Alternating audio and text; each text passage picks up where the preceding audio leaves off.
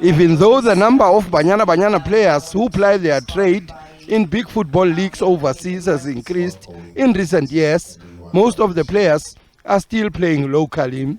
Despite the bulk of the players playing part-time football, Banyana Banyana gave their highly ranked opponents in Group G of the Women's World Cup a good run for their money. Most of the teams in the World Cup were surprised that South Africa does not have a fully-fledged professional league after managing to qualify for 2 World Cups in a row and reaching the round of 16 earlier this month. All Banyana Banyana's opponents in their group were ranked in the top 30 in the world. The professionalization of women's football is something that we are really committed to.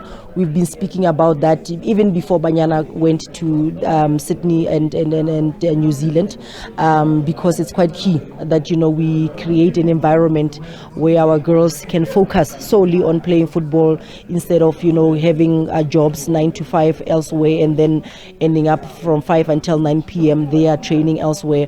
The current Hollywood Bets Super League was just a starting point, but more needs to be done to close the big gap between the men and women's game in the country.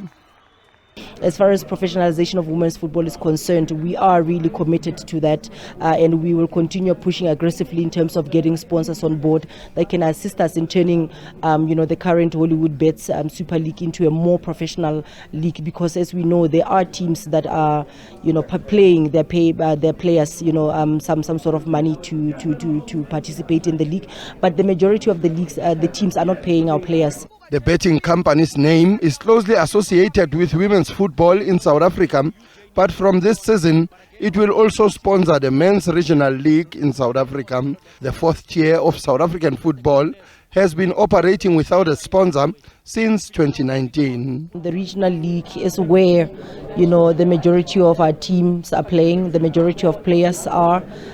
So we need to support those regions that are doing a lot of the development, the football development for us. But it goes without saying that we need funding for those kind of, programs that happen at the regional level to happen. The recently concluded sponsorship took over a year to negotiate. The much-needed funding will go to the 52 SAFA regions, an area where money is needed most to develop football. Each region will be expected to have 18 teams every season. We see a lot more scouting opportunities for the youth in these leagues that will be able to be seen, and at the end of it, be able to play for Bafana one day. And also, it's just important as well. We're very entrenched in women's development. I think it's also important that we give, an importance into the men's development side as well. So that's why we had come to the decision to get involved with the Men's Regional League.